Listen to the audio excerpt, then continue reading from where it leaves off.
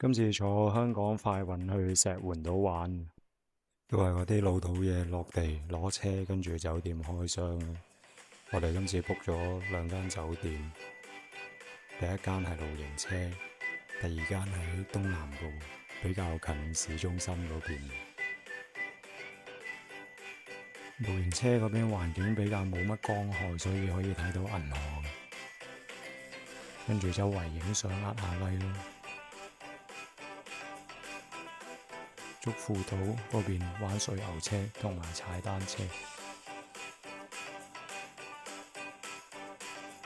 第二間酒店有個泳池近海邊俾我哋。